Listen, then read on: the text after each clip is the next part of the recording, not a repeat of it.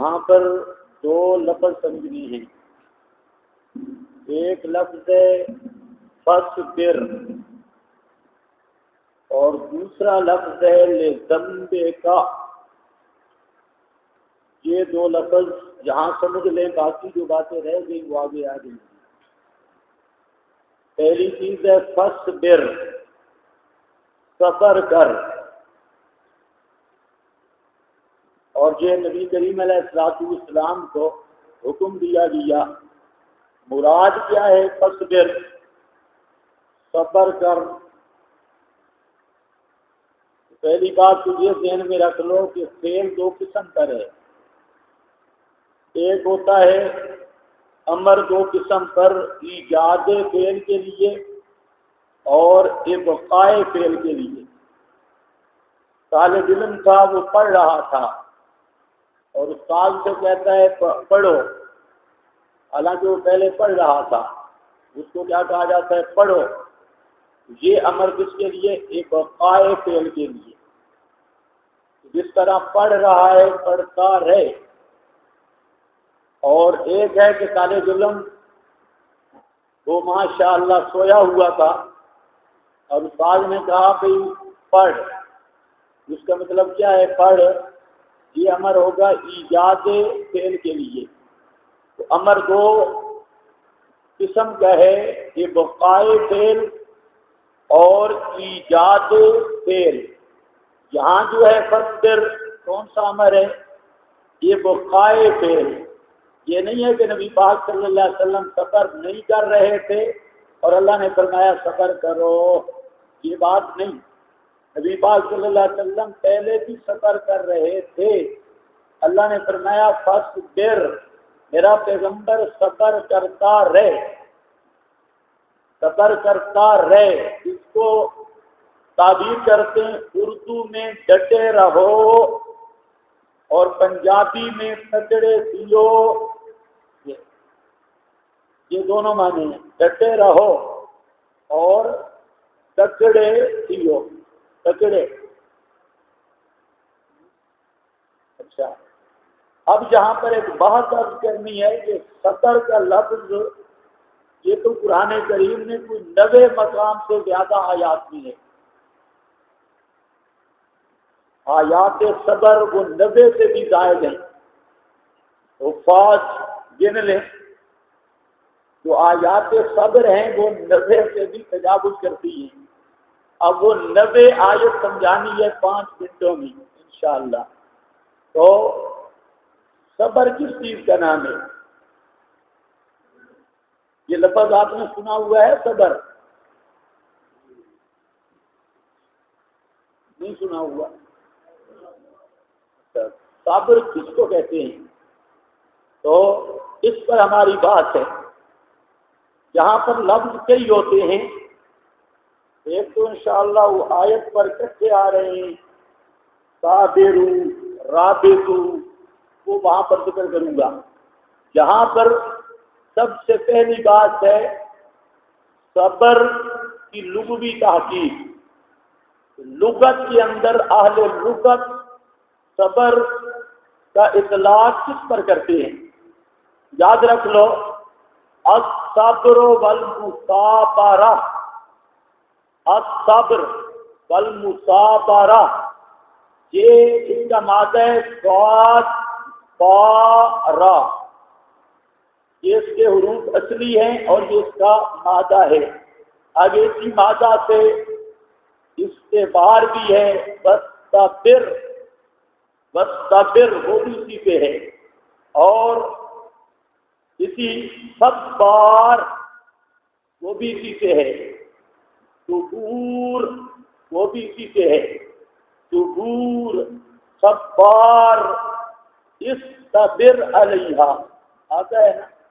استبر، استبر بھی وہ اسی صاد با را سے، چاہے وہ استبر ہو چاہے وہ صبار.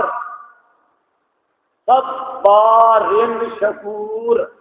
وہ کشتیوں پر جب چڑھتا ہے آدمی وہاں پر بھی بڑا صبر کرنا پڑتا ہے، اس لیے وہاں صبار مبالغے کا صیغہ ذکر کیا. صبار.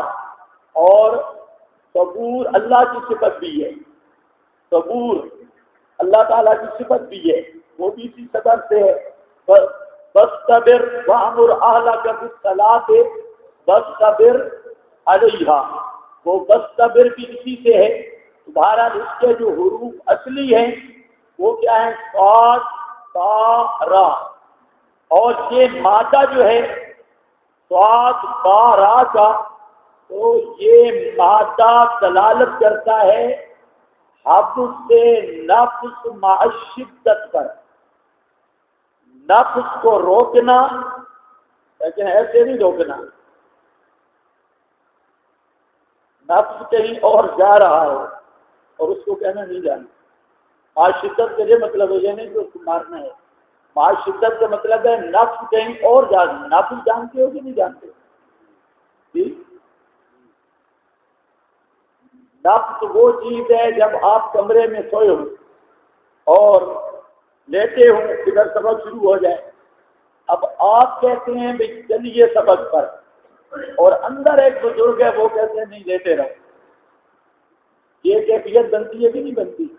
تو وہ نماز پہ جب آدمی کی آنکھ تو کھل جاتی ہے، آنکھ کھلی ہے، اب اس کا جھگڑا لگا ہوا ہے، یہ کہتا ہے کہ اٹھ نماز پڑھ، اور ایک اندر کا صوفی ہے وہ کہتے تھوڑی دیر سو جا، یہ کہتے ہیں یار اٹھو، اس کے ساتھ مقابلہ ہوتا ہے نا، وہ اندر والی کوئی چیز اتنا تو آپ کو محسوس ہوگا، کوئی چیز ہے صحیح جو کہتی ہے کہ ذرا ابھی سویا رہے، اور تو کیا کہتے ہیں اٹھ، وہ کہتے ہیں سو۔ یہ جو جھگڑا کرنے والا ہے نا آپ کے ساتھ، یہی نفس ہے، اور اس کی بھی انشاءاللہ بات کر دیں گے کہ نفس کیا ہے۔ بہرحال یہ نفس جو ہے یہ آدمی قابو میں کرنا چاہیے۔ اس کی مثال ہے سرکش گھوڑے کی طرح، سرکش گھوڑا، یا اس کی مثال ہے دودھ پیتے بچے کی طرح۔ نفس جو ہے وہ ماں کا دودھ پیتا بچہ ہے۔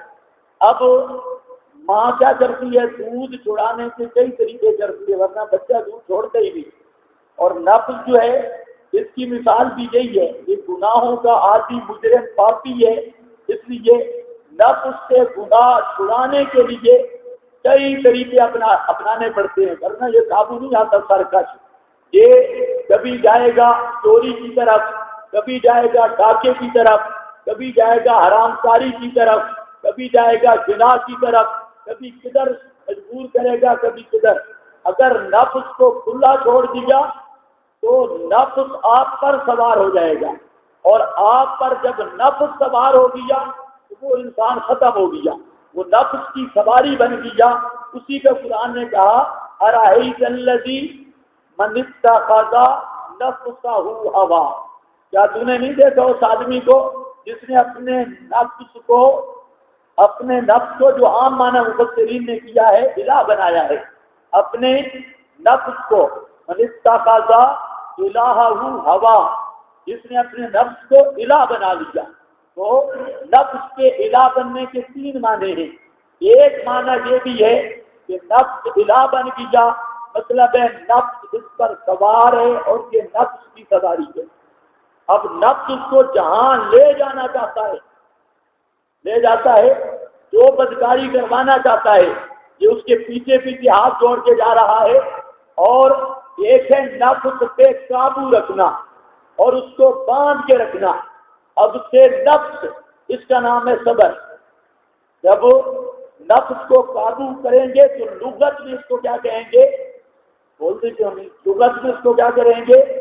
لیکن صبر کا اطلاق وہاں ہوگا جہاں نفس زیادہ زور لگائے گا، نفس کا زور ہوگا۔ اب تم نفس معشدہ، اور وہاں تھوڑی شدت اختیار کرنی پڑے گی۔ وہ حالت کہ نفس بھاگ رہا ہے، آپ اسے روک رہے ہیں، اس روکنے کا نام کیا ہے؟ صبر۔ اس روکنے کا نام کیا ہے؟ صبر۔ صبر اسی کیفیت کا نام ہے۔ اب اس پر چند عبارتیں دیکھو بزرگ کیا فرماتے ہیں۔ لغت میں ہماری بات اسی سے ہوگی، ہم تم نفس معشدہ، اسی پر ہوگی ہماری بات، لیکن لغت میں اس کے کچھ اور معانی بھی ہیں۔ نفس اور صبر کے، صبر جو ہے یہ من جنس الحجارہ بھی ہے، پتھر کا ایک خاص جنس بھی، اس کا نام بھی کیا ہے؟ صبر. صبر انشقت صبر، اور صبر، وہ صبر پتھر کی خاص جنس بھی ہے، وہ بھی میرا خیال ہے مضبوط زیادہ ہوتا ہے، اس لیے اس کو صبر سے تعبیر کرتے ہیں. یہاں پر بھی کیا ہوتی ہے؟ مضبوطی. مضبوطی ہوگی تو اب تو نفس ہوگا، بہرحال اس کو بھی کہتے ہیں. اور تیسرا معنی لغت میں اعال الشے، اعال الشے، حمزہ بھی ساتھ ہے، الف عین الف اعالی الشے، شے کا اعالی اوپر والا کنارہ، وہ بھی کیا ہے؟ صبر. لیکن ہماری اس سے بات نہیں، یہاں ہماری بات ہے حبس النفس. یہ امام راغب فرماتے ہیں، امام راغب فرماتے ہیں کہ الامساک الصبر، الامساک فی سیکن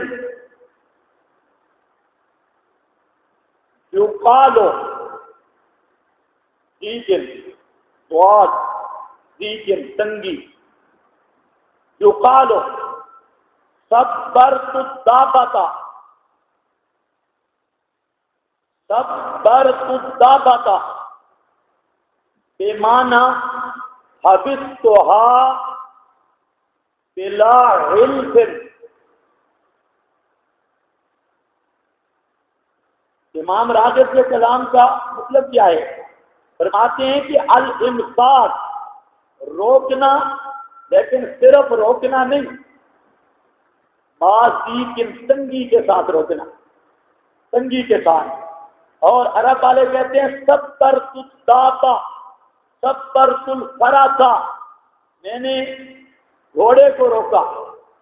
لیکن صبرت کا لفظ وہاں بولا جائے گا جب گھوڑے کو بھوکا روکے گا، بھوکا بغیر چارے کے، وہاں پر صبرت کا لفظ آئے گا. تو سمجھ رہے ہو یا نہیں؟ صبرت الدابہ بلا علم، بغیر چارے کے روکا ہے، بھوکا روکا ہے. اب جب بھوکا روکے گا، بھوکا روکنا تھوڑا مشکل نہیں ہوتا؟ تو زیک آیا ہے نا، تنگی آئی ہے. اب ذرا خیال کرنا ہے، ایک ہے ویسے بھی تو آپ نفس کو روک کے بیٹھے ہیں نا خوشی کے ساتھ، اس نے نظام تو یہی ہے، خوشی کے ساتھ تو اس کو صبر بھی کہیں گے. آپ جو بیٹھے ہیں یہ زیک نہیں ہے، تنگی نہیں ہے، اور یہ گھوڑا بھوکا نہیں، یہ گھوڑا صحیح سیر شدہ گھوڑا ہے، بلا حلف نہیں ہے، تو اس لیے اس کو صبر نہیں کہیں گے. صبر کہیں گے صبرت الدابہ، گھوڑے کو یا سواری کو روکا اور بھوکا روکا بغیر چارے کے، اس کو روکا اور پابند کیا، وہاں پر لفظ کس کا بولا جائے گا؟ صبر کا. اب ذرا خیال کرو، یہ مفردات امام راغب. اسماعیل ایک بزرگ ہے، الاسماعیل بعض کے ساتھ، یہ بھی بڑا علامہ ہے. الاسماعیل کہتا ہے کہ اذا لقی الرجل الشدۃ بکمالها، اذا لقی الرجل الشدۃ بکمالها قیل لقیها باصبارها، لقیها باصبارها، اسبارها بہت اچھے لفظ لائے ہیں. کہتا ہے کہ جب آدمی کو کوئی سخت اور کامل شدت پہنچے، لقی الرجل الشدۃ بکمالها، آدمی کو پہنچے شدت پوری کی پوری، صحیح سختی پہنچے، تو اس کو عرب والے تعبیر کرتے ہیں لقیہو باسبارها، اس کو ملی ہے کہ اس بار وہ صبر کے ساتھ، اس بار کا لفظ بولتے ہیں، تو معلوم ہوتا ہے شدت والا معنی ہے نا صبر میں. اور بزرگوں بول پڑو، شدت والا معنی ہے یا نہیں ہے؟ ہاں، کب حبس النفس معاش شدہ. یہ اچھا جی، اب ذرا خیال کرو، صبر کا معنی سمجھ آ گیا ہے نا، باشدہ یہ۔ اب اس صبر کے متعلق بدلنے سے نام بدلتے جاتے ہیں۔ میں نے بھی بات اس لیے کہی، صبر کے متعلق بدلنے سے معنی، بولو یار، معنی بدلتا جاتا ہے اور چیزیں حاصل ہوتی ہیں۔ مثلا یہ فیروز آبادی لغوی اس نے بات کی، کہتا ہے فَإِنْ كَانَ حَبْسُ النَّفْسِ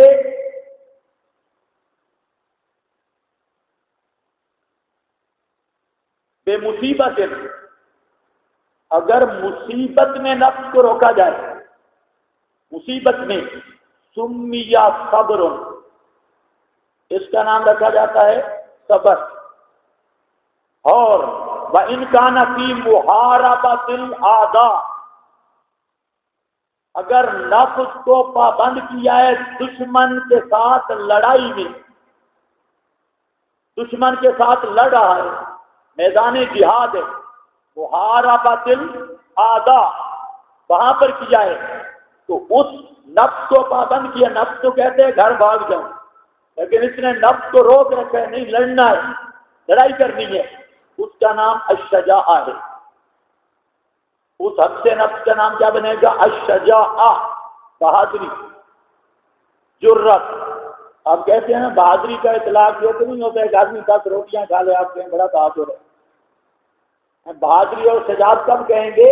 کہ جب دشمن کے مقابلے میں نفس کو روکے گا، اس کا نام کیا بن جاتا ہے؟ شجاعت۔ یہ شجاعت ہے۔ اور فرماتے ہیں وَإِنْ كَانَ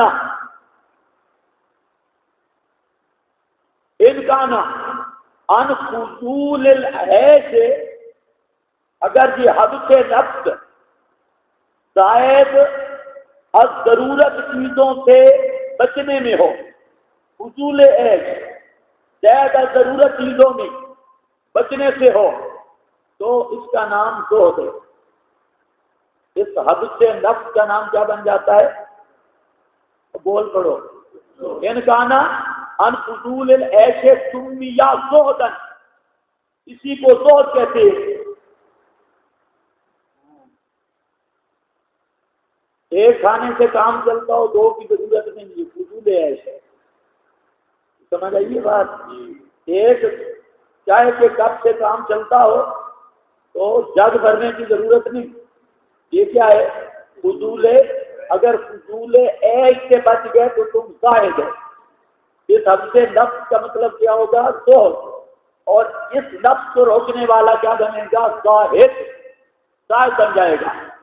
وَإِنْ كَانَ عَنْ إِجَابَةِ دَاعِي الْغَضَبِ، اگر نفس کو روکا جائے غصہ دلانے والے کے جواب دینے سے۔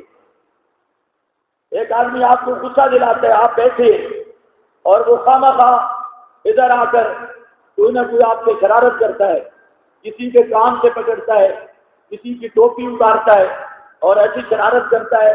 اب کان سے جب پکڑا تو غصہ آتا ہے کہ نہیں آتا؟ وہ صوفی ہو، آپ کی ٹوپی وہ ڈاکہ مارے تو آپ کو غصہ نہیں آئے گا؟ آپ کی اینکیں توڑ دے، یہ کون ہے؟ داعی غضب، یہ غصہ دلانے کا داعی ہے، وہ آپ کو غصہ دلا رہا ہے۔ اور وہاں پر اگر آپ نے نفس کو روک لیا تو اس نفس کے روکنے کا نام علم ہے۔ اس نفس کے روکنے کا نام کیا ہے؟ علم ہے۔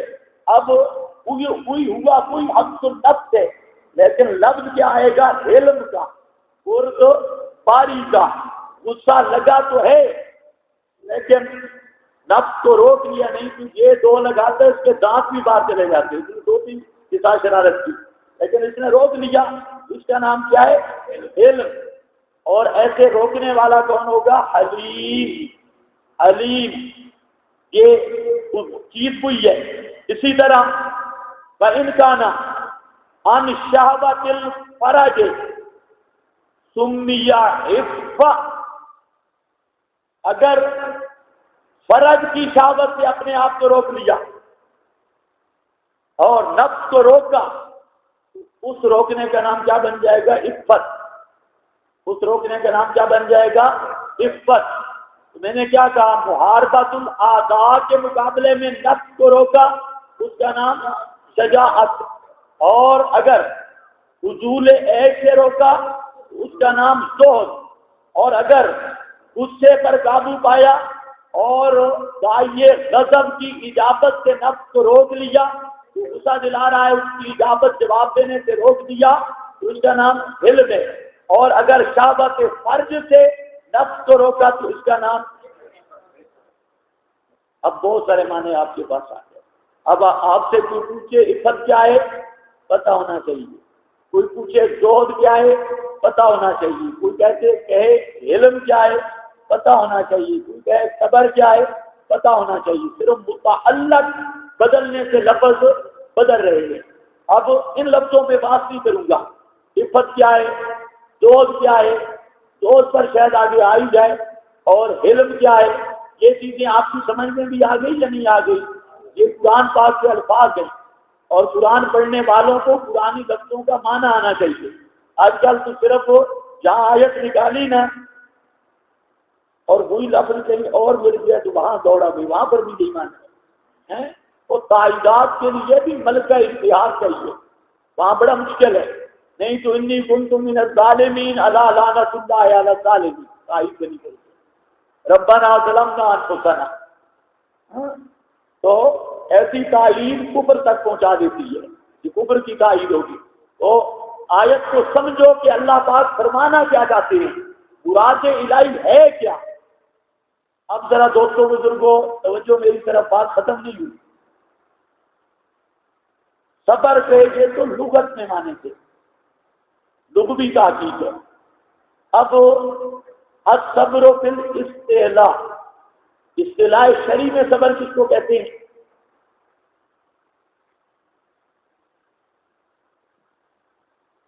بڑے لوگوں نے تعریف کی، ابن القیم نے بھی، ابن تیمیہ نے بھی، اور لسان العرب والا تو وہ لغت کی طرف چلا گیا. صبر کی تعریف میں امام راغب نے کمال کی ہے. امام راغب نے زبردست تعریف کی اور جامع تعریف. امام راغب کہتے ہیں ہوا حبس النفس علی ما یقتضیہ العقل والشرع. حبس النفس علی ما یقتضیہ العقل والشرع، نفس کو روکنا اس چیز کے اوپر. علامہ، یہ علامہ سمجھنا ہے، اس چیز کے اوپر کہ عقل و شریعت اس کا تقاضا کرتی ہے. شریعت اور عقل جس چیز کا تقاضا کرتے ہیں اس چیز کے اوپر نفس کو روکنا ایک.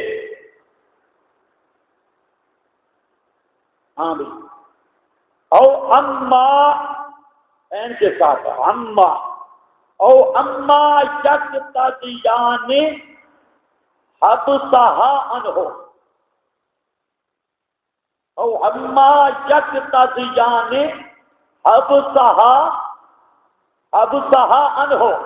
سمجھو، امام راغب کہتا ہے کہ صبر کا معنی، شریعت کس کو صبر کہتی ہے؟ شریعت میں صبر یہ ہے کہ جس چیز کا تقاضا شریعت یا عقل کرتا ہے اس چیز کے اوپر نفس کو روکنا، اور جس چیز کا تقاضا عقل و شرع کرتی ہیں بچنے کا، ان ما اس سے نفس کو دور کرنا، اس کو نفس سے دور کر، اس سے نفس کو دور کرنا. جس پر تقاضا کرتی ہیں ٹھہرنے کا اس سے جم جانا، اور عقل و شرع جس چیز سے روکیں اس سے نفس کو دور کرنا، اس کا نام ہے صبر. بڑی جامع تعریف لکھی ہے، مفردات، اس کا نام صبر ہے. پتہ نہیں آپ کو سمجھ بھی آئی ہے یا نہیں ہے. علامہ اما دونوں پہلو آ گئے. علامہ اما، یہ منفی پہلو بھی آ گیا، روکنے والی بات بھی اور اوپر پکا کرنے والی بات بھی. علامہ اس پہ ڈٹ جا، اما اس سے بچ جا، جس چیز کا عقل و شریعت تقاضا کریں ڈٹنے کا اس پر نفس کا ڈٹ جانا، اور جس چیز کے عقل و شریعت کہیں بچ جا اس سے نفس کا بچ جانا، اس کو شریعت کہتی ہے صبر۔ اس کو شریعت کیا کہتی ہے؟ صبر۔ اب تو پلے پڑا ہے، آگے ذرا چلو، اس کی مزید وضاحت ابن القیم کی عبارت ہے، فرماتے ہیں کہ ہوبا حبس النفس عن الجزع، جزع والتسخط وحبس اللسان عن الشکوى وحبس الجوارح عن التشوش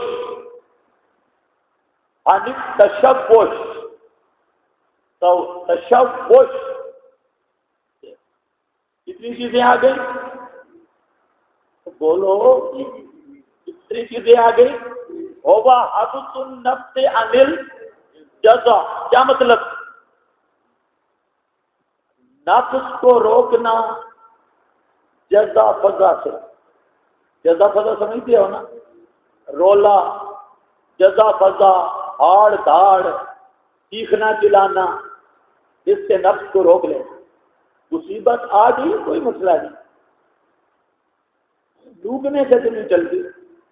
جزا فضا کس کو کہتے ہیں؟ چیخو پکار، رونا، سر میں درد ہو لگا ہوا ہے، ہائے میں مر گیا، یہ جزا ہے، اس سے بچنا، یہ خبر نہیں ہے۔ تو جزا اور دوسرا لفظ بہت عجیب ہے، کہتے ہیں جزا سے بھی روکنا ہے، والتسخط، اور ناراضگی سے بھی روکنا ہے۔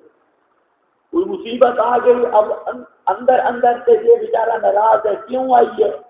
بخار نہیں ہونا چاہیے تھا، ہاں، اور مصیبت نہیں آنی چاہیے تھی، کیوں آ گئی؟ تسخط، ناراضگی، یہ بیچارہ ناراض ہے، کس پر ہم ناراض ہو گئے؟ اللہ پر ناراض ہو رہا ہے۔ کہتا تو ہے نا دل سے نہیں ہونا چاہیے تھی، بخار نہیں ہونا چاہیے تھا، مصیبت نہیں آنی چاہیے تھی، یہ ارمان کے تسخط ہے، اس سے اپنے نفس کو روکنا ہے۔ جزا بھی نہیں کرنی اور تسخط بھی۔ یہ کام کیوں ہوا ہے جی؟ اس کے ارمان بھی نہ لگیں۔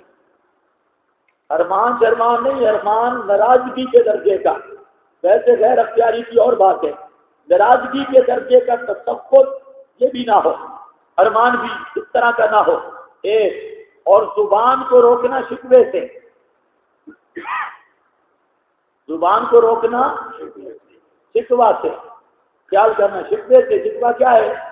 اپنی بیماریوں کا تذکرہ کر رہا ہے، اپنی مصیبتوں کا مجلسوں میں تذکرہ کر رہا ہے، اور اس کو جو محنت اور مصیبت پہنچی یہ بتا رہا ہے کہ مجھے یہ مصیبت پہنچی، یہ صبر کے خلاف ہے۔ صبر یہ ہے کہ لا شکوہ بھی، اس میں شکوہ نہ ہو، زبان کو شکوے سے روکنا ہے، اور جوارے کو تشوش سے روکنا ہے۔ تشوش یہ ہے جو جس کو ہم کیا بولتے ہیں؟ ماتم۔ تشوش یہ ہے کہ سینہ کو بھی کرنا اور ماتھے پہ رگڑنا، ہاتھ، چہرے پہ ہاتھ مارنا، کوئی مصیبت ہو تو شروع نہیں ہو جاتا، یہ ڈھول شروع ہو جاتا ہے۔ یہ ڈھول نہیں، جوارے کو بھی قابو رکھ، زبان کو بھی قابو رکھ، اور دل کو بھی قابو رکھ۔ دل میں ناراض نہ ہو اور جزا فضا بھی نہ کر، زبان پہ شکوہ نہ لا، اور جوارے کو بھی اپنی جگہ پہ رکھ، تشوش میں مبتلا نہ کر، ناچ شاچ نہیں اور ماتم شاتم نہیں، برسیاں چھریاں نہیں۔ اس کا نام کیا ہے؟ صبر۔ اس کا نام کیا ہے؟ صبر۔ صبر، خیال کرو مسئلہ تو بہت اونچا آ گیا ہے، یہ صبر ہے۔ اچھا، جس میں ماتم کی بھی نفی ہو گئی، جزا فضا کی بھی نفی ہو گئی، اور زبانی کلامی بیان کی بھی نفی ہو گئی، سارے۔ ہاں، ایک کہنا ہے انا للہ، یہ عبارت میں لکھواتا ہوں، انا للہ و انا الیہ، یہی تو معنی ہے انا للہ کا بھی اب معنی سمجھ آئے گا. انا للہ کا یہی معنی ہے. انا للہ بات اب کس سے کرے؟ اللہ سے. اب دیکھو نا انما اشکو بسی بحسنی اللہ. اب ایک ہی دربار پہ شکوے بھیجنے ہیں، کوئی دوسرا دربار نہیں شکووں کا. ادھر ادھر خیال کرو. اور طالب علم جو چلو چھوڑو تو اب جو ہے اللہ سب کچھ اللہ، یہ اصل توحید. اصل توحید کی آدمی کا دل متوجہ ہو کس کی طرح کو مصیبت پہنچے کسی کو بتائے ہی نہیں، روئے اور چلائے ہی نہیں اور سینہ کو بھی کرے ہی نہیں. یہ آگے ذرا دیکھو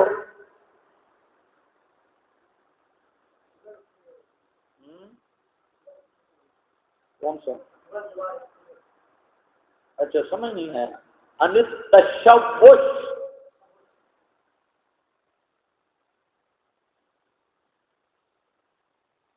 اچھا جی ایک اور عبارت تھوڑی سی لکھ لو، یہ بڑی مزیدار ہے، بہت اچھی عبارت ہے. کہتے ہیں ترک شکوہ من علم البلوہ، ترک شکوہ من علم البلوہ لغیر اللہ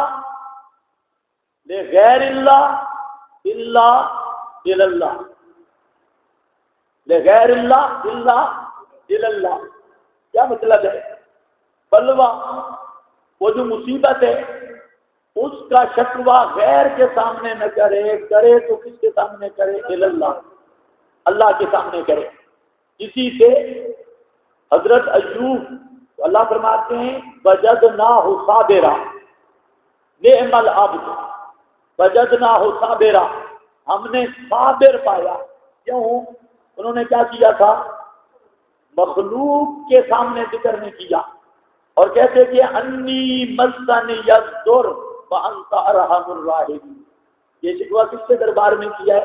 اللہ کی. حضرت یعقوب علیہ السلام نے صبر کیا لیکن ساتھ کیسا صبر تھا؟ انما تو سمجھو، انما کو انما کا کیا معنی؟ انما کا کیا معنی؟ ہاں بس انما کلمہ حسر کا، صرف اللہ کے سامنے ذکر کروں گا اور کسی کے سامنے ذکر نہیں کروں گا. ان چیزوں کو اپنانے کی کوشش بھی کرنی چاہیے. انما اشکو بسی بحسنی اللہ، یہ اس لیے صبر یعقوب بھی مشہور ہوا. بہرحال یہ دو باتیں میں نے آپ کو بتا دی، صبر فی اللغہ، صبر فی الشریعہ، دو باتیں آ گئی. اب دوسری بات انواع صبر. صبر کی دو تقسیمیں ہیں. ہاں بھائی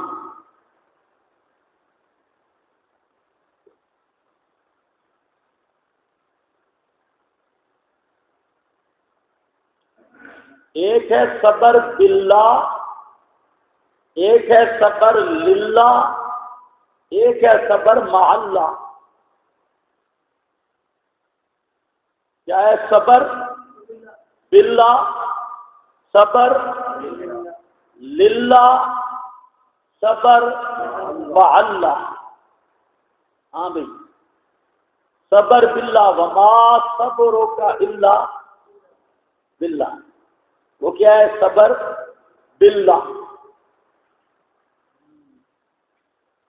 صبر باللہ کا مطلب یہ ہے کہ آدمی کے دل میں یہ یقین ہو کہ یہ جو میں صبر کر رہا ہوں نا یہ میرا کمال نہیں، یہ بھی امداد اللہ ہے.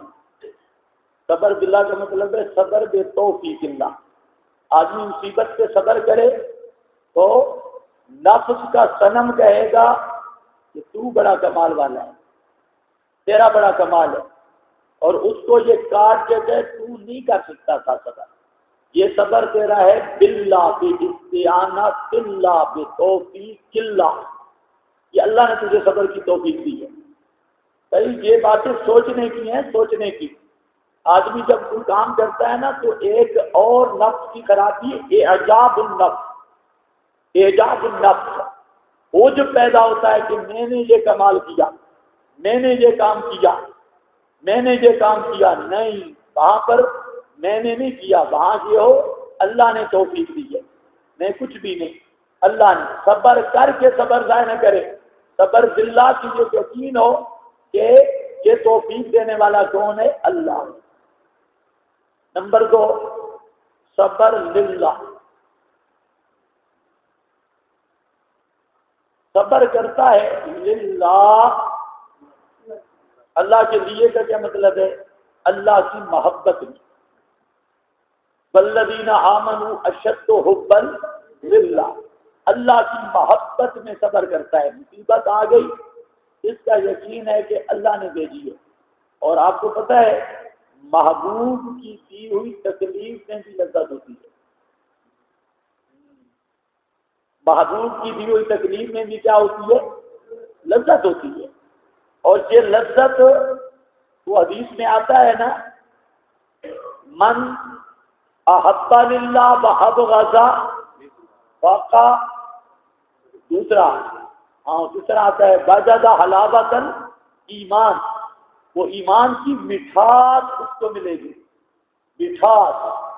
شارحین چکر میں پڑ گئے، چینی تو نہیں ایمان، مٹھاس کیسے ہوگی؟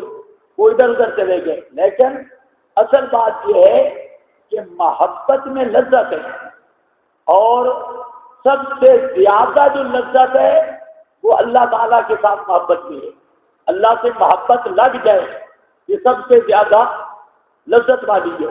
یہی وجہ ہے کہ وہ حضرت بلال کا جو واقعہ مشہور ہے، انگاروں یا پتھروں پہ لیٹے ہوئے، تو وہاں پر وہ کہتا تھا نا، آج جو مزہ آیا آج سے پہلے آئے ہی نہیں۔ علامہ اقبال نے بھی یہی بات کی ہے، انہوں نے کہا کہ جفا جو عشق میں ہوتی ہے وہ جفا ہی نہیں، ستم نہ ہو محبت میں تو محبت کا کچھ مزہ ہی نہیں۔ وہ حضرت بلال کے واقعہ میں کہتا ہے کہ پچھلے اشعار تو گئے مجھ سے، بہرحال اتنا مجھے بھی یاد ہے کہ وہ چمک اٹھا ستارہ تیرے مقدر کا اے بلال، حبش سے تجھ کو حجاز میں لایا، حبش سے تجھ کو حجاز میں لایا، وہ آستان نہ چھوٹا ایک دم کے لیے، کسی کی یاد میں تو نے مزے ستم کے لیے، وہ آستان نہ چھوٹا، اشارہ ہوئی آہد آہد کے نعرے کا، وہ آستان نہ چھوٹا ایک دم کے لیے، کسی کی یاد میں تو نے مزے لیے ستم کے لیے۔ جفا جو عشق میں ہوتی ہے وہ جفا ہی نہیں، ستم نہ ہو محبت میں تو محبت کا کچھ مزہ ہی نہیں، اسی کا معنی ہے صبر للہ۔ مصیبت آ گئی، سمجھے محبوب کی طرف سے آئی ہے اور معبود کی طرف سے آئی ہے، بس اسی ٹچ میں گزار دو۔ تو سمجھ آئیے بات یا نہیں آئی؟ او بزرگوں، ہاں سمجھ تو آئی ہے، لیکن یہ کرنے سے آئے گی، یہ چک کرنے سے آئے گی، اور لذت تب محسوس ہوگی۔ یہ کیا ہے؟ صبر للہ، اور ایک ہے صبر مع اللہ۔ صبر مع اللہ کا مطلب ہے کہ اللہ تعالیٰ کے ساتھ صبر کرنا، مطلب اوامر نواہی الہی پر ڈٹ جانا۔ صبر مع اللہ کا مطلب کیا ہے؟ اوامر نواہی الہیہ پر ڈٹ جانا، اس پر ڈٹ جانا، جس کو تعبیر کرتے ہیں دوران العبد ما مراد اللہ الدینی، دوران العبد ما مراد اللہ الدینی، بندے کا دینی امور میں مراد الہی پر ڈٹ جانا۔ جو دینی امور میں یا امر ہوگا یا نہیں ہوگی، اس پر ڈٹ جانا، اس کا نام کیا ہے؟ صبر مع اللہ۔ تو کتنے درجے ہو گئے؟ صبر باللہ، صبر للہ، صبر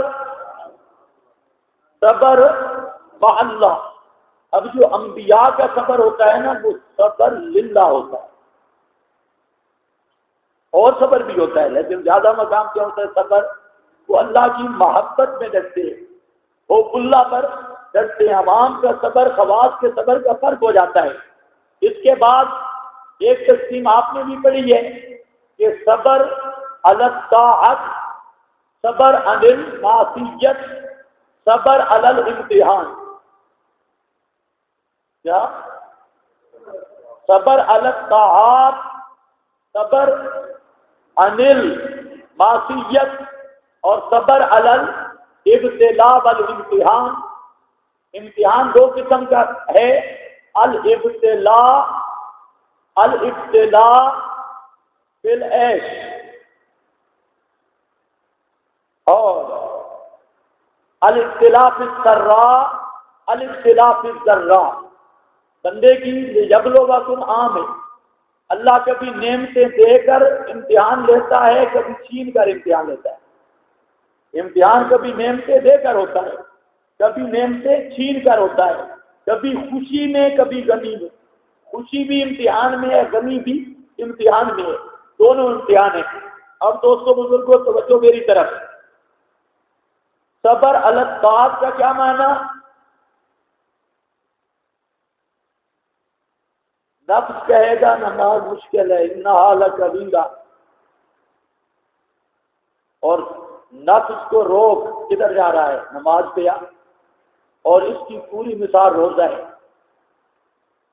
روزہ بھی صبر کا نام ہے. سارا دن رکا ہوا ہے. اب دیکھو ایک مہینے جو روزے ہیں وہ اسی بات کو پکا کرنے کے لیے جس کو آپ پڑھ رہے ہیں. روزہ اسی بات کو پکا کرنے کے لیے آیا ہے کہ صبر کرنے کا ٹریننگ ہو جائے.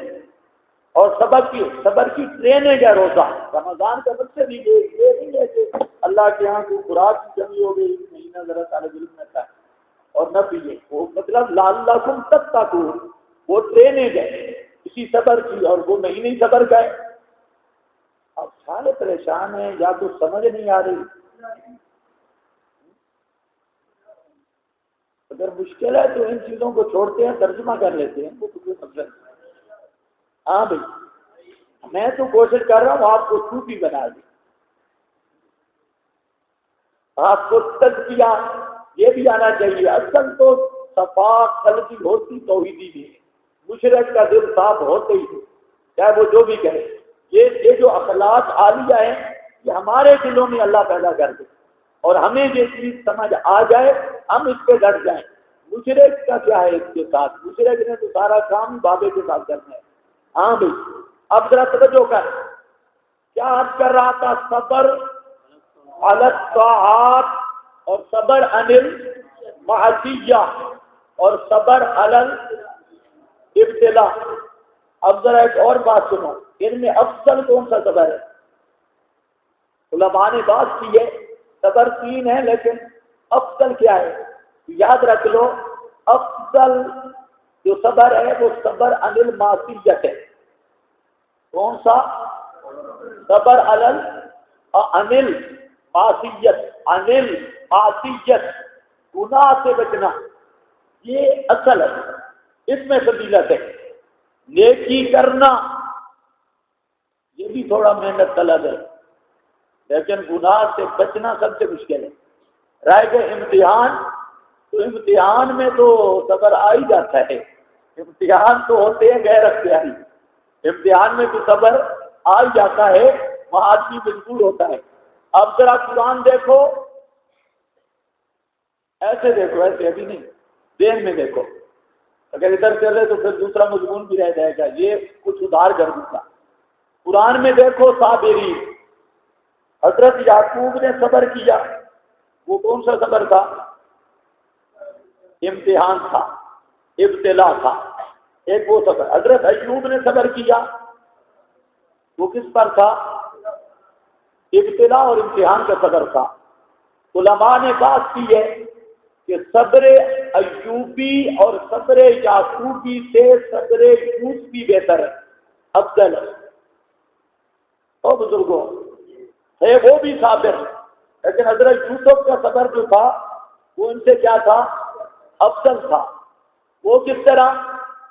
کہتے ہیں یہ تو امتحان تھا، امتحان تو آ جائے تو صبر کرنا ہی پڑتا ہے، آدمی سہ جاتا ہے، کیونکہ امتحان اختیاری نہیں ہوتا، غیر اختیاری ہوتا ہے۔ آپ نے کوئی جہاں معاذ اللہ نعوذ باللہ روٹی زیادہ کھا لے، اس کا معدہ بالکل خراب ہو گیا اور وہ چارپائی پہ پڑا ہے، اب صبر تو کرنا ہے پڑا ہے، بس اتنا ہے کہ اتنا دیر میں رکھ، یہ مصیبت اللہ کی تعالیٰ کی طرف سے آئی ہے اور اس کا شکوہ بھی اللہ کی طرف کر، باقی ہر جگہ پہ خدا کو بدنام نہ کر، اللہ نے مجھے یوں کر دیا تو یوں کر دیا تو یوں کر دیا، یہ شکوے نہ کر، بس ثواب ملے گا۔ لیکن شکوہ کر تب بھی پڑا ہے، نہ کر تب بھی پڑا ہے۔ او بزرگوں، پڑا ہے یا نہیں پڑا؟ امتحان ہے۔ اچھا روٹی نہیں ملتی، بھوکا ہے بیچارہ، اس کے بس میں کوئی نہیں ہے، غیر اختیاری چیزیں صبر تو کرنا ہے، صرف یہ ہے کہ نیت صحیح رکھ، یہ اتنا کمال نہیں۔ اسی طرح پیسے کوئی نہیں، کوئی چیز نہیں، بیچارہ بالکل فقر فقیر خالی افکر، بالکل ہاتھ خالی ہے، تو اس نے صبر تو کرنا ہے، اس کا اور چارہ ہی کوئی نہیں ہے، صبر نہیں کرے گا تو کیا کرے گا؟ صبر ہے، صبر کرنا ہے، لیکن صرف وہاں پر تصریح نیت ہے۔ اور نیکی کرنا، طاعت نماز پڑھ لینا اور روزہ رکھ لینا، ذکر اذکار کر لینا، یہ اتنے مشکل نہیں جتنا گناہ سے رکنا مشکل ہے، جتنا گناہ سے رکنا مشکل ہے۔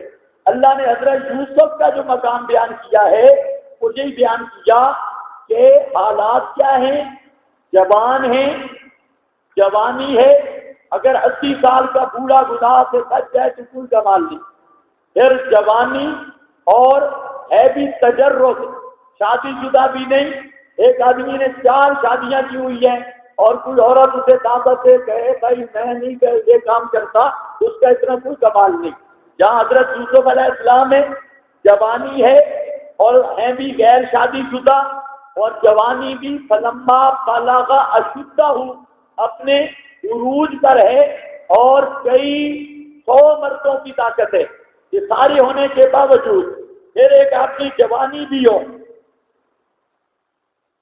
تجرد بھی ہو، لیکن محبوب سے جدائی ہو، محب ادھر بیٹھا ہے اور محبوب کراچی ہے، لندن بیٹھا ہے، اب اگر یہ گناہ سے بچ جائے تو کوئی کمال نہیں ہے، کیونکہ موبائلوں پہ گپی لگائے گا نا، یہ پہنچ تو سکتے نہیں، موبائل میں کوئی اور سسٹم تو ہے نہیں، صرف گپی چلتی رہے گی۔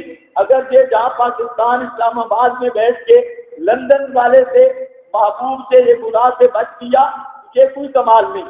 قرآن نے کہا رابطت التی ہوا فی بیتہا، وہاں پر جدائی بھی نہیں تھی، 24 گھنٹے یوسف پیغمبر اس زنانی کے گھر میں رہتے تھے، معیشت دائمی تھی، اب بچ جانا چاہے کمال ہے۔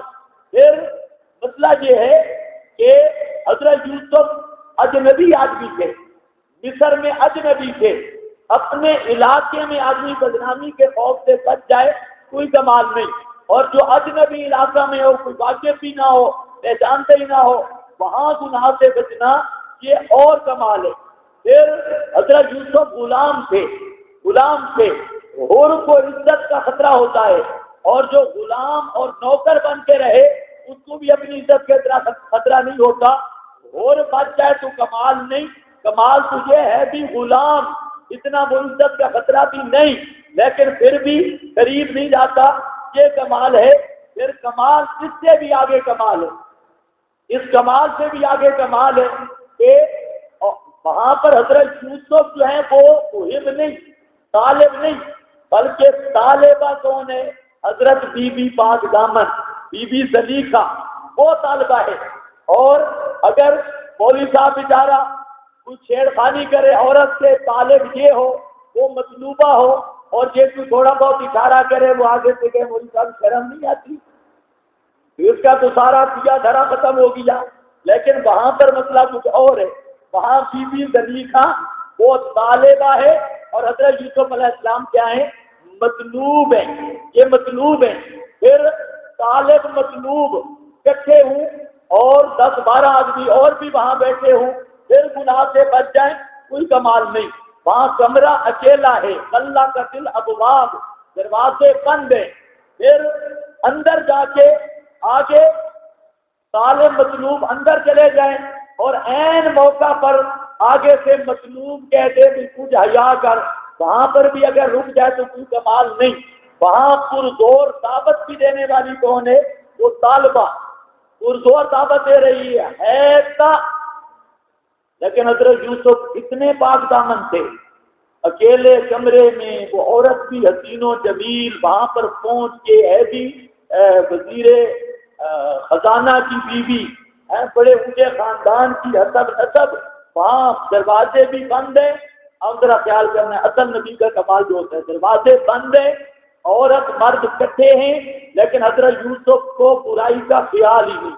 وہ کہتی ہے تو پھر جلدی کر، ابھی تک کوئی پتہ نہیں. دیکھتے ہیں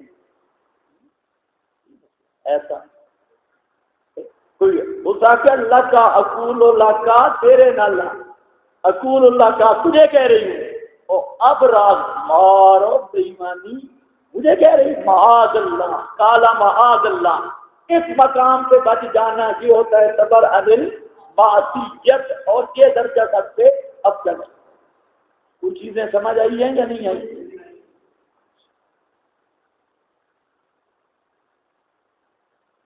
آگے چلیں. میرا خیال ہے اس مسئلے کو یہاں روک دیں کیونکہ کام لمبا ہے. آیات بہت ساری ہیں اور آیات پر پھر ثمرات بھی ہیں. صبر کے نتیجے کیا ہیں، نتائج صبر، پھر ہر ایک صبر کی قسمیں بھی قرآن میں ہیں. جو میں نے بیان کی ہیں اپنی طرف سے نہیں بیان کی، یہ بھی قرآن پاک کے اندر ہے. پھر ثمرات صبر وہ بھی ہے، اس لیے چلو اس کو ادھار کر دیتے ہیں پھر کسی وقت، کیونکہ وہ دوسرا مضمون اہم ہے وہ رہنا جائے. یہاں پر دو عبارتیں ہیں وہ سن لو، لکھو نہیں. اللہ والوں کا کلام بھی سنو.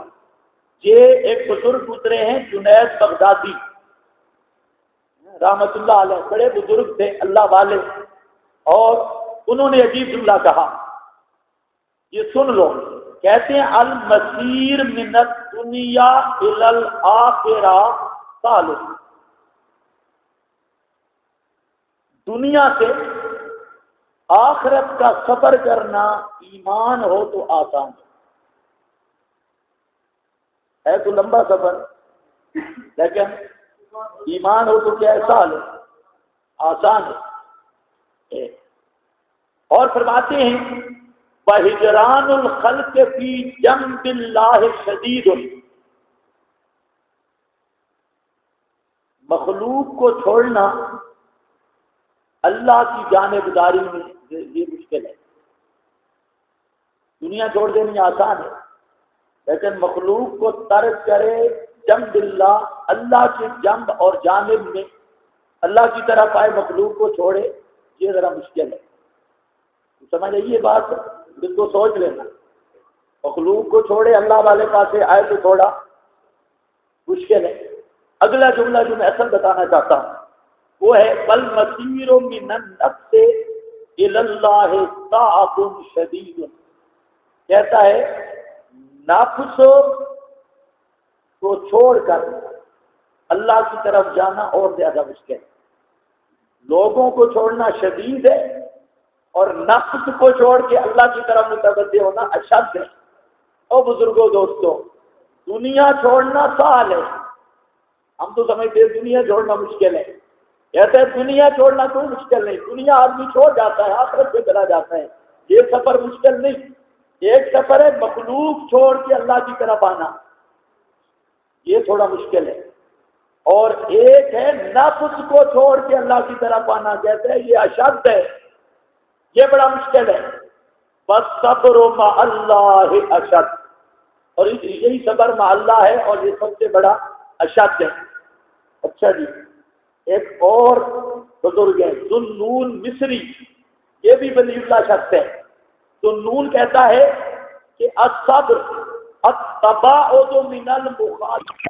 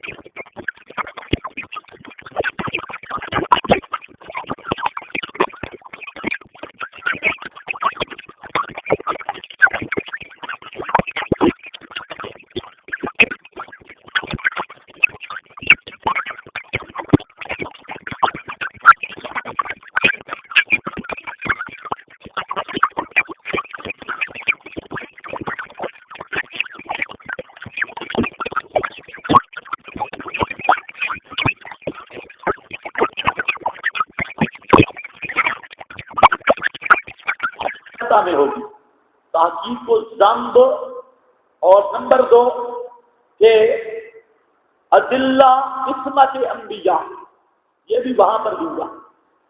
جہاں پر جو مسئلہ سمجھنا ہے 2 باتیں ہیں۔ ایک بات یہ ہے کہ اللہ فرماتے ہیں بستغفر لذنبک، میرا پیغمبر اپنے ذنب کی معافی مانگ۔ ذنب کا کیا معنی ہے؟ تحقیق نہیں کر رہے ابھی، ذنب کا معنی کیا ہے؟ تو یاد رکھ لو، اہل سنت والجماعت، معتزلہ، خوارج اور اہل تشیع اس بات پہ متفق ہیں کہ تمام انبیاء معصوم تھے۔ اس بات پہ متفق ہیں کہ تمام انبیاء کرام کیا تھے؟ معصوم تھے۔ گویا تمام فرق منسوب الی الاسلام اس بات پہ متفق ہیں کہ عصمت الانبیاء کا مسئلہ اجماعی ہے۔ عصمت الانبیاء کا مسئلہ کیا ہے؟ خارجی بھی مانتے ہیں، معتزلہ بھی مانتے ہیں، اہل سنت بھی مانتے ہیں، اور شیعہ بھی مانتے ہیں۔ باقی جزیات میں اختلاف ہے، لیکن اتنی بات پہ کیا ہے؟ اتفاق کہ انبیاء کرام کیا ہیں؟ دوستوں بزرگوں، معصوم ہیں۔ عصمت الانبیاء کا مسئلہ کیا ہے؟ اتفاقی۔ اور عصمت الانبیاء عقلی دلیل سے بھی ثابت، کتاب و سنت اجماع امت سے بھی ثابت، دونوں عقلی دلیل بھی نقلی دلیل بھی، بلکہ دلیل نہیں ادلہ، دلائل عقلیہ سے بھی ثابت، دلائل نقلیہ سے بھی ثابت، اور اہل اسلام کے اجماع سے بھی ثابت۔ اور یہ مسئلہ جو ہے یہ قطعیات اسلام میں سے ہے اور ضروریات دین میں سے ہے۔ عصمت الانبیاء کا منکر وہ پرلے درجے کا کافر اور زندیق ہے، وہ مسلمان نہیں ہے۔ یہ مسئلہ اتفاقی ہے۔ اب تھوڑا سا ایک فرق سمجھنا ہے، عصمت نام کس چیز کا ہے؟ جب سے عصمت کے اتفاق ہے، عصمت کس چیز کا نام ہے؟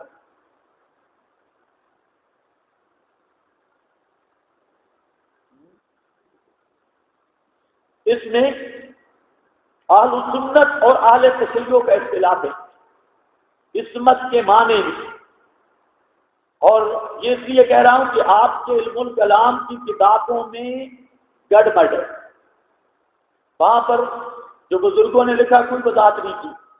یہ پتہ چلتا ہے اہل تشیع کی کتابیں دیکھنے سے اور متقدمین اہل سنت کی کتابیں دیکھنے سے۔ اس مسئلے میں اتفاق نہیں، اس مسئلے میں معنی عصمت میں، عصمت کے معنی اور حقیقت میں اختلاف ہے، نفس عصمت میں اتفاق ہے، لیکن تشریعی عصمت میں کیا ہے؟ اختلاف ہے۔ اور اختلاف کیا ہے؟ اختلاف کیا کس کے درمیان ہے؟ اہل سنت اور اہل تشیع۔ اختلاف کیا ہے؟ اب ذرا توجہ کرنا، اہل تشیع کا نظریہ یہ ہے کہ عصمت کا معنی یہ ہے کہ قدرت علی الذنب یہ مفقود ہوتی ہے۔ اہل تشیع کا نظریہ یہ ہے کہ قدرت علی الذنب، گناہ پر قدرت ہی نہیں ہوتی، طاقت ہی نہیں ہوتی، گناہ کر سکتا ہی نہیں، گناہ پہ قادر ہی نہیں۔ یہ معنی لیتے ہیں عصمت کا، فقدان قدرت علی الذنب۔ وہ سمجھ رہے ہو نہیں سمجھ رہے؟ اور اہل سنت کے نزدیک قدرت علی الذنب کے باوجود ارتکاب گناہ نہیں ہوتا، قدرت علی الذنب کے باوجود ارتکاب گناہ نہیں ہوتا۔ نبی میں گناہ کی طاقت ہوتی ہے لیکن ارتکاب نہیں ہوتا، ارتکاب نہیں ہوتا۔ ایک تجھے بات آ گئی، ہاں بھائی خیال کرو ذرا، اگر گناہ کی طاقت ہی نہ ہو، قدرت ہی نہ ہو، ایک عورت بن سنور کر ایسے آدمی کے پاس آتی ہے جو بالکل ختم سن ہے، کوئی چیز بھی نہیں، اس میں مادہ شابانیہ ہے ہی نہیں، تو بزرگوں اس میں خیر شابانی ہے ہی نہیں، بالکل خالی، اور وہ صوفی وہ کہتے ہیں منت جی واپس ہو، اب کیا اس کو ثواب ملے گا؟ جی اس کو ثواب ملے گا؟ کیوں؟ اس میں تو طاقت ہی نہیں، اس میں قدرت ہی نہیں۔ یہ تو آج نے مسئلہ بیان کیا نا، لطیفہ بھی سنو۔ متقی کس کو کہتے ہیں؟ کہتے ہیں متقی وہ ہے کہ جوان لڑکی ہو اور بڑی حسین و جمیل ہو اور بڑا ہار و سنگار کر کے آئے، تیاری کر کے آئے، اور یہ اکیلا ہو اور کوئی دیکھنے والا نہ ہو اور یہ ہو اور وہ ہو، وہاں پر وہ دعوت دے اور یہ کہے کہ اخاف اللہ، میں اللہ سے ڈرتا ہوں، تو واپس ہو جا۔ یہ ہے متقی۔ کہتے ہیں سمجھ آ گئی ہے؟ شاگرد کہتے ہیں سمجھ آ گئی ہے؟ جی کیا کہتے ہیں؟ سمجھ آ گئی ہے۔ متقی دوسرے کو کہتے ہیں۔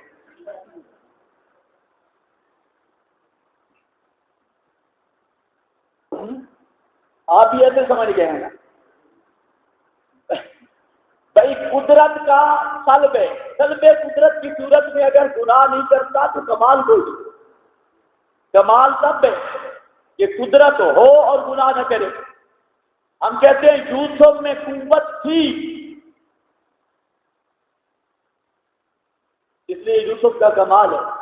اگر یوسف کے ساتھ جبریل، یوسف کی جگہ پہ جبریل ہوتا تو کوئی ثواب نہیں تھا جبریل کو۔ تو بزرگوں، اس لیے کہ اس میں مادہ ہے ہی نہیں، اس میں وہ قوت اور قدرت الگ ذنب ہے ہی نہیں۔ اہل سنت اور اہل تشیع کا فرق کیا نکلا؟ اہل سنت کے نزدیک قدرت الگ ذنب کے باوجود ارتکاب ذنب نہیں، گناہ نہیں، اور اہل تشیع کے نزدیک قدرت الگ ذنب ہے ہی نہیں۔ ہمارے نزدیک انبیاء معصومین کو عصمت پر اجر ملتا ہے، اہل تشیع کے نزدیک کوئی اجر نہیں، کیونکہ وہ مجبور ہے، ان میں قدرت ہے ہی نہیں، گناہ نہ کرنے پر مجبور ہے۔ بغیر قدرت وہاں پر ختم، طلب قدرت ہے۔ اتنی بات آپ کو سمجھ آ گئی ہے؟ اب جہاں پر اشکال ہے، اشکال یہ ہے، اس کا مطلب یہ ہوا کہ قدرت اللہ ذنب کے باوجود جو گناہ نہ کرے تو وہ کیا ہوتا ہے؟ معصوم۔ وہ کیا ہوتا ہے؟ معصوم۔ ادھر تم صدیق کا معنی کرتے ہو، صادق فی العقیدہ، صادق فی العمل، صادق فی القول۔ اس کا مطلب ہے صدیق گناہگار تھے، کیونکہ آپ کہتے ہیں نا ہم معصوم نہیں مانتے۔ قدرت الگ ذنب کے باوجود ارتکاب گناہ نہیں تو عصمت ہے، تو حضرت صدیق کو آپ معصوم مانتے ہو؟ تعریف تو سچی آ رہی، یا ان کو گناہگار کہو یا معصوم کہو، تمہاری تعریف تو یہ ہے۔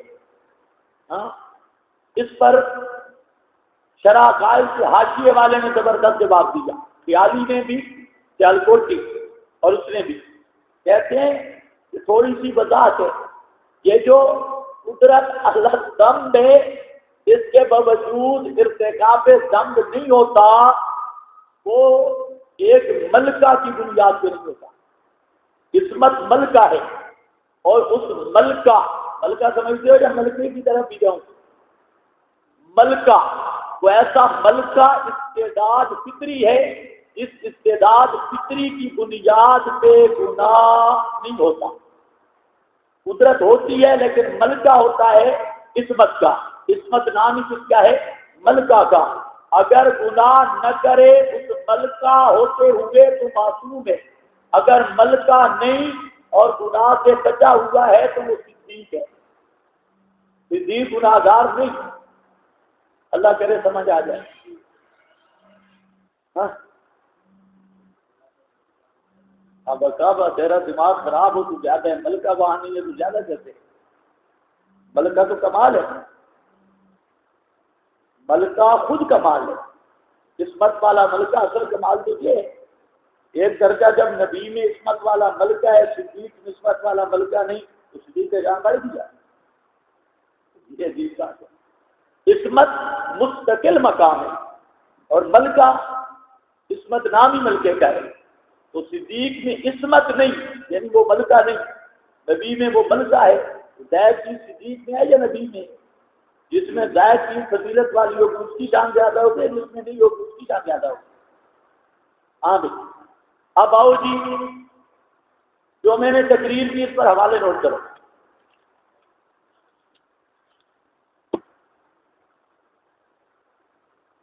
العصمت المنعت والعاصم المانع الحامی والاعتصام الامتساک بالشیء والاعتصام والامتساک بالشیء، یہ لغوی معنی ہے، لغوی معنی عصمت کی تحقیق لغوی۔ لغت میں عصمت کس کو کہتے ہیں؟ المنع، رکاوٹ۔ العاصم، عاصم کہتے ہیں المانع، روکنے والا، الحامی، حفاظت کرنے والا، اور والاعتصام الامتساک بالشیء، اسی سے کیا ہے؟ اعتصام، واعتصموا باللہ، اور اعتصام کا معنی ہوتا ہے الامتساک بالشیء، کسی چیز کو جنگل لگانا۔ یہ علامہ ابن اثیر کی ہے نہایہ شریف، النہایہ، نہایہ ابن اثیر، اس کی جلد 3 ہے اور صفحہ 249 ہے۔ اس میں احادیث کی لغات کے بات کی ہے۔ نہایہ ابن اثیر مشہور کتاب ہے، اس میں انہوں نے لغوی تحقیق کی ہے۔ اب ذرا خیال کرو، اس پر فرماتے ہیں کہ حقیقت العصمت، حقیقت العصمت، عصمت کی حقیقت یہ ہے اللہ یخلق اللہ تعالی، اللہ یخلق اللہ تعالی بالعبد الذنب، اللہ یخلق اللہ تعالی بالعبد الذنب ما بقاء قدرتہ، ما بقاء قدرتہ باختیارہ، اللہ بندے میں گناہ نہ پیدا کرے، آگے ماں بقائے قدرت ہی با اختیار ہی، گناہ پر قدرت ہونے کے باوجود، اختیار ہونے کے باوجود، ہاں بھی تحقیقاً للابتلاء، تحقیقاً للابتلاء، اختیار ہوگا تو ابتلا ہوگا۔ قدرت اللہ دم ہوگی تو ابتلا اور امتحان ہوگا، اگر قدرت نہیں تو امتحان کیا؟ للابتلاء، تحقیقاً للابتلاء۔ فلہذا قال الشیخ ابو منصور الماتریدی، یہ اہل سنت کا امام ہے نہیں، فلہذا قال، اسی لیے فرمایا الشیخ ابو منصور الماتریدی، العصمت لا تزیل المحنت، العصمت لا تزیل المحنت، محنت کیا مطلب؟ عصمت مشقت اور محنت کو ظاہر کرنے والی نہیں۔ وبہذا یظہر فساد قول دم الذنب ممتنعاً، اس سے وہ قول بھی فاسد ہو گیا جو کہتے ہیں کہ نبی سے گناہ ممتنع ہے۔ ممتنع کا مطلب ہے نبی کو گناہ کی قدرت ہی نہیں ہے۔ ذنب ممتنعاً، وہ قول لما صح تکلیف ہو بترک الذنب، کہتے اگر یہ بات ہوتی نا کہ نبیوں سے گناہ ممتنع ہوتا، قدرت نہ ہوتی، تو پھر مکلف نہ ہوتے۔ پھر انبیاء کی جماعت مکلف ہو نہ ہوتی. آج کے سبق میں پڑھا ہے یوہی تو عمر تو. میں نے کیا کہا معلوم ہوتا ہے آپ کون ہیں؟ مکلف ہیں. جب مکلف ہیں تو مکلف کب ہے؟ لا یکلف اللہ نفسا الا وسعها. قدرت ہے تو مکلف ہے، اگر قدرت نہیں تو مکلف کیسے؟ میں اس لیے زور لگا رہا ہوں، آپ کی کتابیں ساری گڑبڑ ہیں. یہ عبارت ہے جی شرح عقائد نصفی صفحہ 109 کی. بس پریشان نہ ہو، 2 عبارتیں اور لکھو اور باقی صرف حوالے لکھ لو. عبارتیں لمبی ہیں، مقصد صرف ایک بات سمجھانا ہے. کہتے ہیں کہ بل ماہیت العصمت عند اہل السنہ، ماہیت العصمت عند اہل السنہ، اہل السنت کے نزدیک عصمت کی ماہیت اور حقیقت اللہ یخلق اللہ الذنب فی العبد،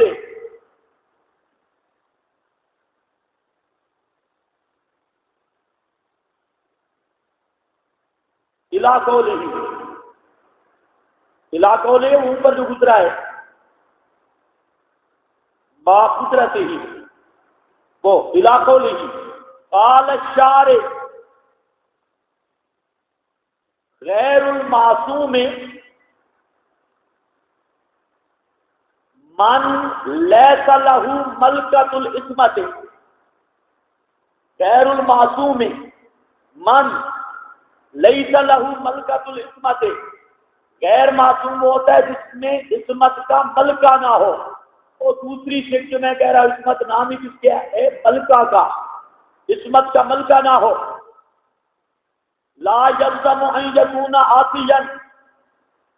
واہ بزرگ بھی کمال کر گئے. لا یلزم ان یکون عاصیا، اس سے یہ لازم نہیں آتا کہ غیر معصوم گناہگار ہو، کیونکہ اصل فرق کس کا ہے؟ ملکے کا. اللہ کرے آپ کو سمجھ آ جائے. اور بزرگوں دوستوں کو ہاں ہوں کرو.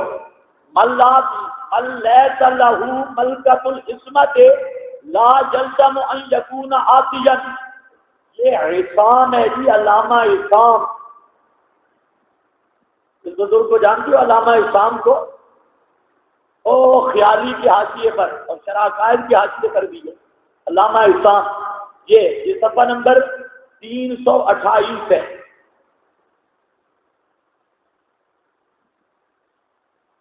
علامہ شرطوطی فرماتے ہیں، شرطوطی العصمت ملکۃ، العصمت ملکۃ اجتناب المعاصی مع التمکن منہا. یہ شرطوطی جو ہے، شرطوطی یہ نمبر لے لی ہے. علامہ نے زبردست بات کی اور دونوں باتیں اکٹھی کر دی. فرماتے ہیں کہ العصمت ملکۃ، ملکۃ اجتناب المعاصی مع التمکن، ملکۃ اجتناب المعاصی مع التمکن منہا، مع التمکن منہا. وہ ملکہ جو گناہوں سے بچانے والا ہے بوجود قادر ہونے گناہوں کا، مع التمکن منہا، قدرت علی الذنب کے باوجود. اب وہ شرطوطی کا پہلا نمبر ہے. باقیوں نے ایک ایک بات کی، اس نے دونوں کر دی. اہل سنت کی ترجمانی کر دی. اللہ اس کو بہت جزائے خیر دے. یہ کتاب ہے ان کی اقرب الموارد، صفحہ 791، جلد 2، اقرب الموارد. آپ کے بزرگوں ایسے بیٹھے ہیں کہ بالکل فضول چیزیں ہیں بھائی نا. یہ عبارتیں ہزاروں برق کھولنے کے بعد وہ بھی ملتی ہیں بڑی مشکل سے، اور آپ کو ویسے چٹی سمجھتے ہیں. ہاں بھائی اس پر اب عبارتیں چھوڑو، صرف حوالے لکھو. یہ شرح فقہ اکبر ملا علی قاری کی صفحہ 147، شرح مقاصد صفحہ 280 جلد 4، خیالی شریف صفحہ 146، الشفا صفحہ 125 جلد 2، نسیم الریاض صفحہ 36 جلد 4، شرح مواقف صفحہ 698، التحریر والتنویر جلد 2 صفحہ 123، کتاب التعریفات جرجانی کی صفحہ 65، نبرات صفحہ 53، شرح مسایرہ صفحہ 290، مسایرہ صفحہ نمبر 290۔ ان سب مقام پہ یہی کچھ موجود ہے جو میں نے بیان کر دیا ہے۔ اب یہ میری بات ہے یا بزرگوں کی بات ہے؟ اکابر کی بات ہے یا ہماری بات ہے؟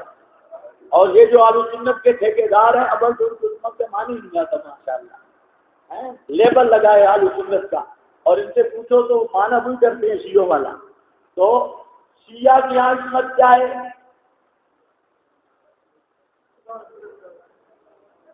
وہاں پر گناہ کی قدرت ہی نہیں ہے، گناہ کی قدرت ہی نہیں، لیکن کام ہے بڑا گڑبڑ۔ مذہب تو ان کا یہی ہے، شیعہ مذہب واحد ایسا مذہب ہے کہ جس کا کوئی ایک چیز بھی ٹھیک نہیں،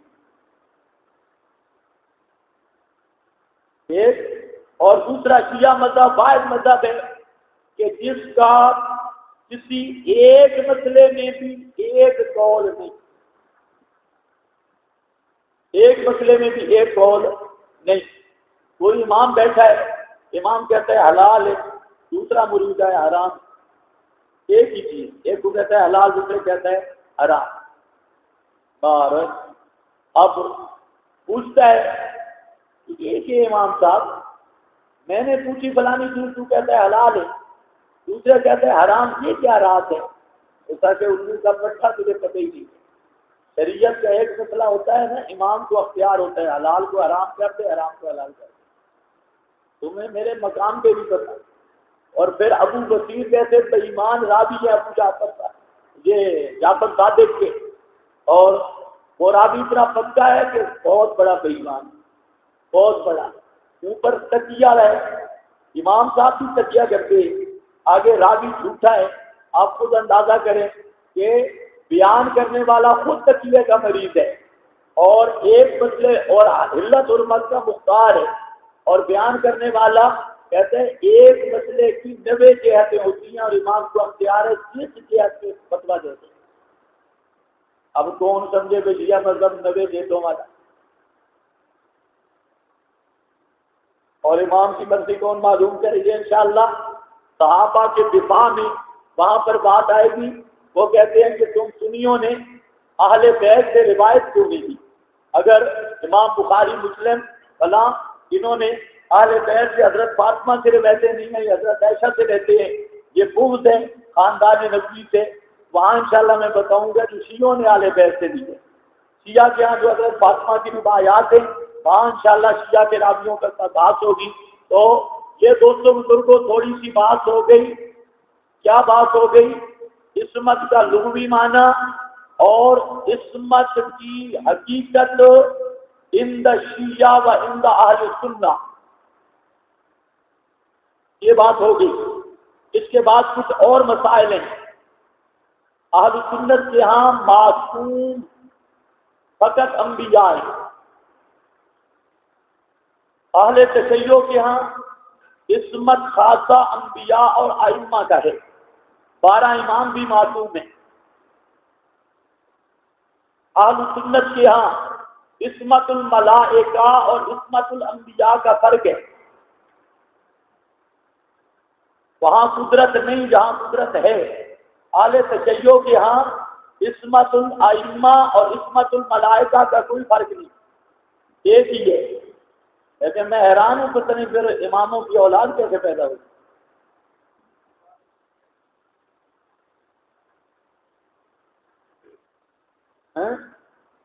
یہ ویسے قابل سوچ جو وچار نکلا ہے کہ ان کو قدرت اللہ دم نہیں ہے،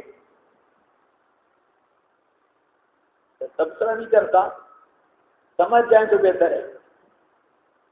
تو اللہ جانے وہ اولادیں کیسے ہو گئی، کیونکہ وہ تو ملکہ ہی نہیں تھا. بال بات اچھا یہ ہو گیا جی. ٹائم کتنا رہ گیا؟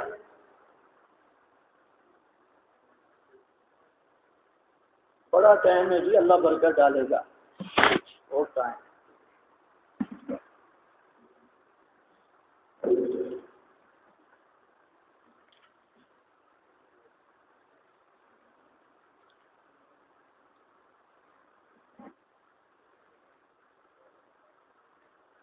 اچھا ایک آپ مہربانی کر لیں کہ مسئلہ الہ پر وہ اتمام القرآن علی عبادۃ القبور والاوثان، وہ جو کتاب ہے میری اس میں بہت سارے حوالے لکھے ہیں. کتاب تو اب نایاب ہے لیکن حوالے بہت لکھے ہیں. یہ جو درجہ ہے نا درجات توحید میں مشرکین کا مذہب، تو وہ اگر کوئی ساتھی مہربانی کرے اور وہ کتاب میں دے تو اس کو آریہ تن اور وہ حوالے سب آپ کو لکھا دے تو میرا وقت بچ جائے گا. تو جہاں لکھانے کی کوئی ضرورت نہیں ہے، وہاں رات کو آپ لکھ لیں یا کسی وقت کو حوالے لکھ لیں. یہ جو مشرکین کا مذہب آ رہا ہے. ہاں بھائی تو اب ذرا دیکھو کہاں تک چلے تھے جی. مسئلہ چل رہا تھا الفرق بین مشرک العرب و مشرک العجم. مشرکین عرب اور مشرکین عجم میں کیا فرق ہے؟ الفاظ دیگر عرب کا مشرک اور اس وقت کا مشرک اور آج کے مشرک میں کیا فرق ہے؟ میں نے دعویٰ کیا تھا کہ مکہ کا مشرک 2.5 درجے توحید مانتا تھا اور 1.5 درجہ کیا کرتا تھا؟ شرک. اور آج کا مشرک 4 کے 4 درجے کا مشرک ہے. 4 کے 4 درجے کا کیا ہے؟ مشرک ہے. وہ 2.5 درجے مباحث، یہ 4 درجے مشرک، وہ 1.5 درجہ مشرک، یہ 4 درجے مشرک. اس میں پہلا مقام تھا توحید فی وجوب الوجود. اس پر آپ کے پاس حوالہ آیا دیوان محمدی کا جس میں صاحب کہتا ہے کہ ایمان ظہورت حادث و ذات قدیم کیوں ممکن لو سے امکانی نظارت کہ نبی پاک صلی اللہ علیہ وسلم کا ظہور دنیا پہ ظاہر ہونا یہ تو حادث ہے، لیکن آپ کی ذات قدیم ہے، واجب ہے. جو آپ کی ذات کو واجب مان رہا ہے یہ کون بنے گا؟ ذرا اونچا بولو، کون بنے گا؟ مشرک. اور جو ایسے کو کہے مسلمان وہ کون بنے گا؟ وہ کافر. جو ایسے کو مسلمان کہے وہ کیا بنے گا؟ کافر. تو سمجھو یہ بن گیا مشرک، اور جو اس کو مشرک نہ سمجھے وہ کیا بن جائے گا؟ کافر. صحیح صاحب والی بات کیا کر. آگے ذرا چل. توحید فی الخالقیت میں مکہ کا مشرک کہتا ہے لا خالق الا اللہ. یہ جو فتویٰ میں لگا ہے میرا نہیں ہے، پر شراب پر دیکھنا، وہاں پر ملا علی قاری کا دیکھ لینا، مکتوبات دیکھ لینا مجدد الفسانی کے، وہاں پر بھی یہ فتویٰ ہے. اور اسی طرح حجت اللہ میں ہے لیکن وہ اشارہ کرتے مزہ نہیں آیا حجت اللہ میں فتوے کا. فتوے صحیح چپ کی تھی یہ شراب اکبر میں ملا علی قاری نے. اور شرح شفا وہاں شفا قاضی اجاز کی، شرح ملا علی قاری کی. کہتا ہے جو قطعیت جو کافر قطعی کو کافر نہ بولے من شک فی کفرہ و عذابہ فہو کافر مثلہ. من شک فی کفرہ و عذابہ فہو کافر. وہ اکابر کی بات پیش کر رہا ہوں بزرگو. اب تو اکابر کو مانو ہوگا کافر. آپ تو پورے دورے میں کہہ رہی ہے ابھی تو 3 دن گزرے ہیں، 25 رمضان تک آپ سب کو چیلنج ہے میرا ایک فتویٰ پیش کرنا، ایک فتویٰ جو میں نے لگایا ہے جس پر کوئی واپس نہ ہو. او بزرگوں 25 رمضان تک اب سب کو چیلنج ہے کہ کوئی ایسا فتویٰ پیش کرنا میں نے جو لگایا ہو اپنی طرف سے. کہتے ہیں یہ فتویٰ بڑا لگاتا ہے، بے حیاؤں کو شرم کرنا چاہیے. فتویٰ ہمارا تو پہلے دن سے چیلنج ہے کہ ہمارا جو اپنا فتویٰ ہے وہ ہمیں بتاؤ تو صحیح، ہم کون سا فتویٰ لگاتے ہیں؟ اور اگر فتویٰ ہم سناتے ہیں اس میں ہمارا کیا قصور ہے؟ ایک ہے فتویٰ لگانا، ایک ہے فتویٰ سنانا۔ اگر ہم فتویٰ سنا دیتا تھا مجرم بن گئے، سمجھ آئی ہے یا نہیں آئی؟ ہم فتویٰ کیا ہے؟ سناتے ہیں، فتویٰ لگاتے نہیں، سناتے ہیں۔ اور آپ کو تو پکا چیلنج، آپ مجھے کہیں آپ نے فلاں جگہ پہ فتویٰ لگایا، آج تک کتنے میں نے دورے پڑھائے، پہلے دورے کی پہلے دن سے لے کے آج تک اور آج سے لے کے آگے تک چیلنج ہے کہ میں نے اپنی طرف سے کوئی فتویٰ لگایا ہوں، مطالبہ آپ کریں، حوالہ میں دکھاؤں گا فلانا فتویٰ آپ نے خود لگایا۔ سمجھ گئے؟ ایک نمبر 2، پورے دوروں میں، اس دورہ میں بھی، پچھلوں میں بھی، انشاءاللہ اگلوں میں بھی، کوئی ایک آیت بتا دینا جس کا معنی میں اپنی طرف سے کروں، ایک آیت کی نشاندہی کرنا جس کا معنی میں اپنی طرف سے کروں، ایک آیت۔ تو سمجھ رہے ہو یا نہیں سمجھ رہے؟ ہاں، جہاں جھگڑا بنے گا ہمارا معنی صحابہ سے آئے گا، تابعین سے آئے گا، مفسرین سے آئے گا، اور وہ بھی چھٹی سے نہیں، وہ بھی صحابی پیلی نیلی جمل سے نہیں، وہ بھی آئے گا ائمہ متقدمین سے۔ یہی تو فرق ہے۔ ہمارے حضرات نے تھوڑی سی سستی کی، انہوں نے دورے کو اور طرف پہ شروع کیا، وہاں پر زیادہ زور کیونکہ ہوتا ہے، وقت تھوڑا ہوتا ہے، ان کا مقصد ہوتا ہے کہ چلو کچھ نہ کچھ مسئلہ سمجھ آ جائے۔ یار لوگوں نے سمجھا کہ اشاعتیوں نے اپنی طرف سے قرآن بیان کیا۔ اب جب یہ طرز شروع ہوئی نا، ہر آیت کے حوالے اور ہر آیت کے ماخذ، ہر آیت کے فہم سلف، اب بیچارے پہلے کہتے تھے کہ یہ قرآن پڑھتے ہیں معنی اپنا کرتے ہیں، بچہ کا مجھے کہتا تھا کہ قرآن پڑھتا ہے لفظ خود بناتا ہے، اور آج تو مجھے کہتا ہے کہ قرآن پڑھتے ہیں معنی اپنا کرتے ہیں۔ یہ اب یہ بھی بہانہ ختم ہو گیا۔ چلو جی چیلنج، ان کو بھی چیلنج کرو، ایک آیت بتاؤ جس کا معنی میں کروں اور کسی ذمہ دار مفسر نے نہ کیا، اپنی طرف سے کریں۔ لو جی، اگر دونوں باتیں میری ٹھیک ہیں تو پھر آپ کو بھی ماننا پڑے گا کہ میرا فتویٰ نہ مانو، اکابر کا فتویٰ تو مانو۔ بدنام مجھے کرتے ہیں، بڑے فتوے لگاتا ہے اور پتہ اپنا کوئی نہیں۔ اس دن ہم کہیں ادھر علاقے کا نام نہیں لیتا، یکرم الرجل مخافت شریف، تو وہاں پر گئے تو مولوی صاحب سارے اکٹھے ہو، مجھے کہتے ہیں اب فتویٰ اب متشدد ہے، فتویٰ بڑا لگاتے ہیں۔ میں نے کہا چلو بیٹھو، دکھا دیا، لیکن ایسے تو دل مولوی کا نساء ہوتے ہیں، کا نساء، اور نساء کیا ہوتے ہیں؟ وہ آئے گا سورہ جاثیہ میں، ان کی پوری تاریخ آئے گی۔ تو چلو بھاگا، بیٹھ گئے، کہتے ہیں آپ بڑا فتویٰ لگاتے ہیں۔ میں لگاتا ہوں، لیکن اب میں لگا رہا ہوں تم توڑو، میں فتویٰ لگا رہا ہوں۔ کہتے ہیں یہ موجودہ غالب حیاتی، ان کی آپ تفسیر کرتے ہیں۔ میں نے کہا 1 وجہ نہیں، 7 وجہ سے، 7 وجہ سے غالبوں کی تفسیر کرتا ہوں، اور وہ 7 بنیادوں سے میں نے 7 وجہ بیان کی، اول دوم 7 پہ پہنچا۔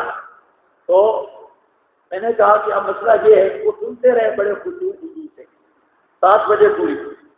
اب میں نے کہا کہ یہ 7 وجوہ آ گئی، وجوہات 7، اس کی وجہ پہ ہم تفسیر کرتے ہیں، اب آپ مہربانی کریں ہماری اصلاح کریں۔ اب میں چپ ہوں، ان 7 وجوہات میں سے آپ بیان کریں، نقد وارد کریں کہ فلانی وجہ غلط ہے، فلانی وجہ میں یہ حکم ہے یہ۔ اب دیکھیں، کہتے ہیں کہ 5ویں وجہ آپ نے بیان کی۔ میں نے کہا 4 پہلی مسلم ہے،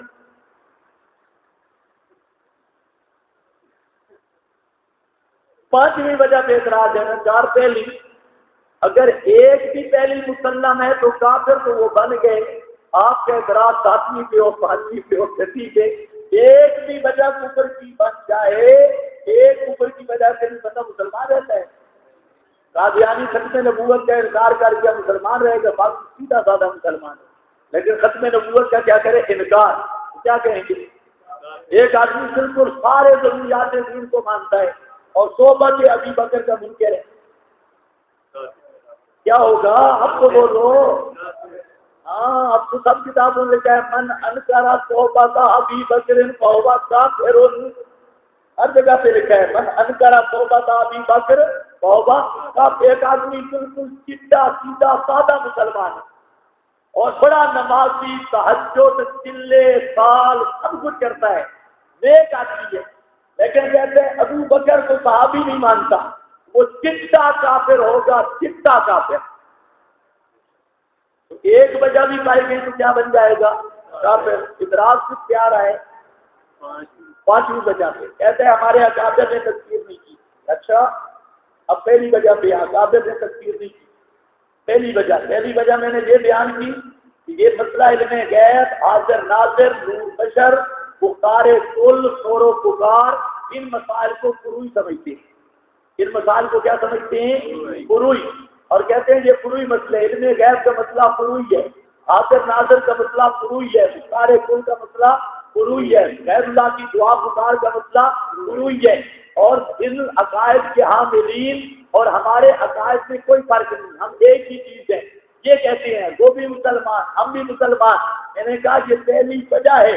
ہمارا دعویٰ یہ ہے جو ان مسائل کو فروعی کہے اور ان کے قائلین اور معتقدین کو مسلمان کہے وہ کافر ہے. کہتے حضرت شیخ القرآن کو فتویٰ نہیں لگاتے. میں نے کہا تجھے ملے نہیں لگاتے تھے. حضرت شیخ القرآن کتنے داڑھی لگاتے تھے؟ اب یہ بڑا مولوی ہے، داڑھی بھی تو بیٹھ نہیں لگاتے تھے. میں نے کہا آپ نے جواہر القرآن پڑھی ہے؟ جی پڑھی ہے. میں نے کہا یہ فتویٰ تو پہلے صفوں میں، پہلے صفحات سے مطلب الوا تجھے پڑھی ہے تو اوپر اوپر سے پڑھی ہے. شیخ القرآن نے جہاں مسائل میں غیر مسائل پر بات کی وہاں پر لکھا ہے بریلوی عقائد سے مطلع ہو کر تو ان کو کافر نہ کہے وہ بھی ویسا ہی کافر ہے. یہ عبارت ہے. اب جب میں نے کہا ہاں یہ تو لکھی پڑی ہے، یہ تو لکھی ہوئی ہے، شکر یاد آ گئی. میں نے کہا اس وجہ اٹھا اور بچا ان مبتلوں کو جو کھا کھا کے بگاڑ لیں گے، مطالعہ کریں گے کوئی نہ، اور حضرت اقدس بنے ہوئے، پتہ چلتا کوئی نہیں. احمد رضا کی کتابوں میں بھی انہیں سارا اسلام ہی نظر آیا ہے، کوئی کفر کا ایک جملہ بھی نظر نہیں آیا. یہ سارے تو میں نے کہا بچاؤ ان کو. شیخ کہتے ہیں کافر ہیں، تو کہتے ہیں میں شیخ کی مانتا ہوں. اب ذرا بچا وہ بیچارہ فبوہت الذی فسق. ہاں دیکھو کیا مسئلہ بیان ہو رہا تھا.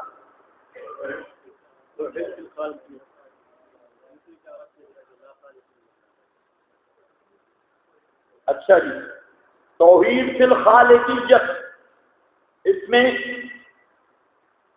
جب واجب الوجود مان لیا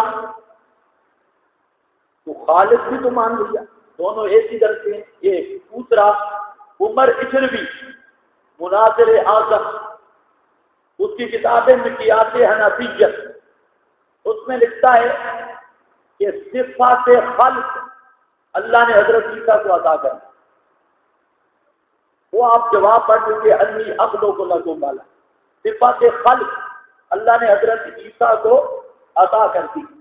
یہ مکیات حنفیت، مناظر اعظم مولوی محمد عمر بشروی علیہ لعنت اللہ. ہاں بھائی دیکھیں تو یہ بزرگوں کی کتاب ہے. اب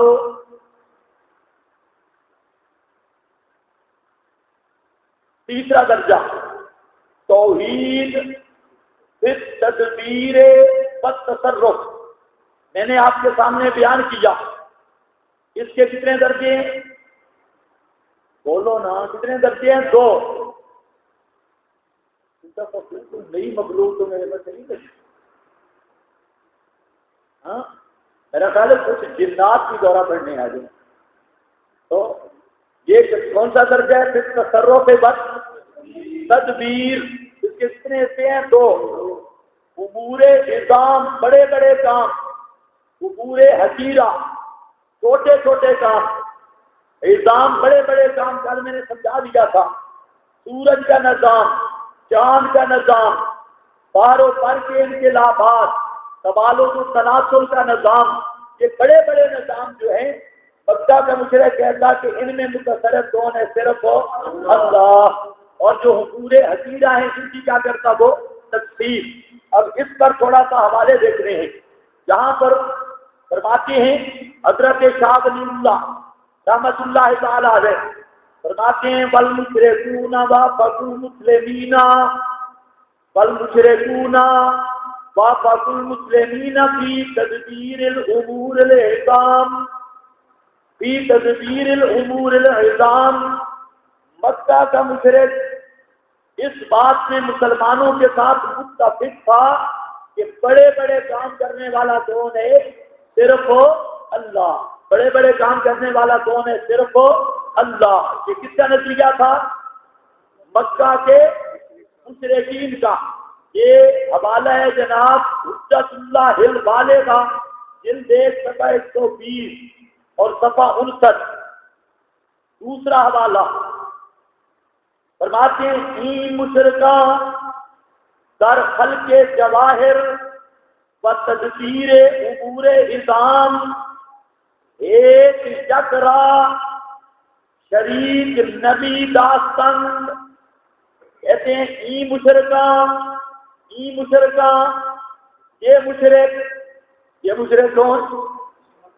مکہ والے۔ این مشرکہ مکہ والے مشرک در خلق جواہر کے پیدا کرنے و تدبیر امور عظام اور بڑے بڑے کام کی تدبیر کرنے میں ایک یکرا کسی ایک کو بھی شریک نمی داستان اللہ کا شریک نہیں سمجھتے تھے، ایک کو بھی شریک نہیں بناتے تھے۔ الفوز الکبیر صفحہ 4۔ اب ذرا خیال کرو، اب آسان ہے، قرآن پاک کی ایسے دیکھتے جاؤ۔ قرآن پر اعتماد ہے نا، بزرگوں کے حوالے کے ساتھ چلے۔ ہاں قرآن بالکل صاف ہے اس معاملے میں۔ اب امور عظام کا تذکرہ آئے گا، جس پر عنوان آئیں گے، اور ہم کس لائن پہ کر رہے ہیں کہ مکہ کا مشرک امور عظام بڑے بڑے کاموں میں کے تصرف میں اللہ کو کیا سمجھتا تھا؟ وحدہ لا شریک سمجھتا تھا، اور اس کا نظریہ تھا لا متصرف ولا مدبر فی الامور العظام الا اللہ۔ یہ وہ کہتے تھے۔ اب ذرا سمجھو، پہلا جی اشارات، پہلا تسخیر شمس و قمر، سورج پہ کنٹرول کس کا؟ چاند پہ کس کا؟ آپ سے نہیں پوچھ رہا۔ سورج پہ کنٹرول کس کا؟ چاند پہ کس کا؟ اللہ فرماتے ہیں سورہ العنکبوت آیت نمبر 61، اللہ فرماتے ہیں بالا ان سالتہم، میرے پیغمبر بالا ان سالتہم، اگر آپ پوچھیں ان مشرکوں سے، سالتہم اگر آپ پوچھیں ابو جہل اینڈ کمپنی سے، ان مشرکوں سے پوچھیں کس چیز کے بارے میں؟ من خلق السماوات والارض، کہ آسمانوں کو کس نے بنایا، زمین کو کس نے بنایا، وسخر الشمس والقمر، چاند سے کام کون لیتا ہے، سورج کو کام میں لگانے والا کون، اور قمر کو کام میں لگانے والا کون؟ لَيَقُولُنَّ اللَّهُ، مکے کا مشرک کہے گا صرف اللہ، مکے کا مشرک کہے گا صرف تو سمجھے امور عظام کیا؟ چاند کے سارا معاملہ، سورج کا سارا معاملہ، مکہ کا مشرک کہتا ہے یہ کس کے قبضے میں ہے؟ یہ اللہ تعالیٰ کے قبضے میں، اس میں اللہ کا کچھ